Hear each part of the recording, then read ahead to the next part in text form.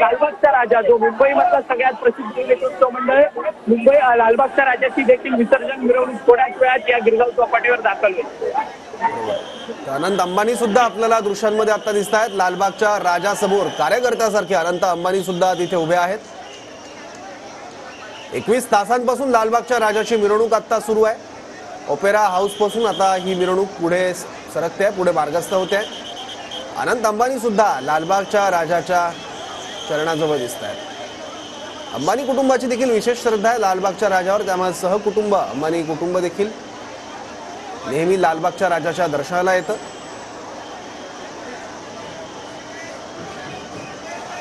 आणि यावर्षी मंडळाच्या समितीत सुद्धा अनंत अंबानी यांचा सहभाग झालाय। 21 तासांपासून लालबागच्या राजाची ही मिरवणूक बघायला मिळते। साधारण गिरगाव चौपाटीवर पोहोचायला अजून 1.5 ते 2 तास लालबागच्या राजाला लागतील। प्रतिनिधी अक्षय मंकणी आता आपल्यासोबत आहेत। अक्षय, अजून सुद्धा भाविकांची इच्छा आहे की आपल्या लाडक्या गणरायाला वेगवेगळ्या पद्धतीने हार अर्पण केले जावेत आणि अनंत अंबानी गणरायाच्या जवळ दिसत आहेत।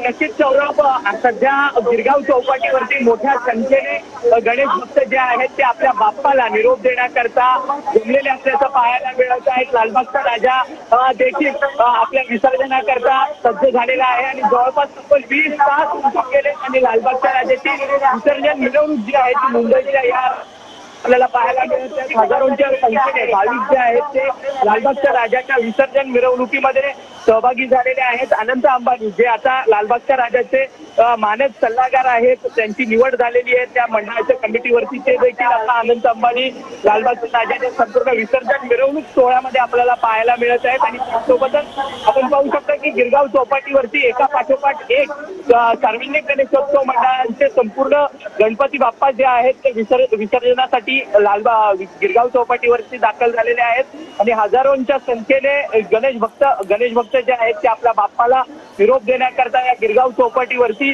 दाखल झालेले आहे। अत्यंत भावनिक परिस्थिती आहे, कारण की गेले 11 दिवस आपल्या बाप्पाची मनोभावे सेवा केल्यानंतर आजच्या अनंत चतुर्दशी बाप्पाला निरोप देतो।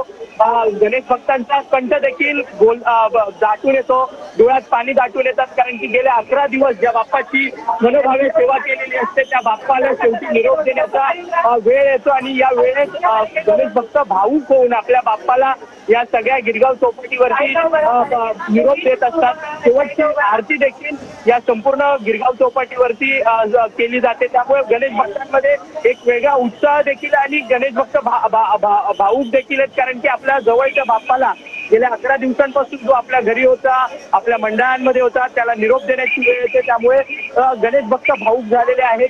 आपण पाहू शकतो की मोठ्या संख्येने आता सगळ्या सार्वजनिक गणेशोत्सव मंडळाचे गणपती जे आहेत 20 ते 22 फूट 25 फुटांच्या ज्या मूर्त्या आहेत त्या गणरायांच्या मूर्त्या सार्वजनिक मंडळातल्या त्या गिरगाव चौपाटीवरती येताना पाहायला मिळते।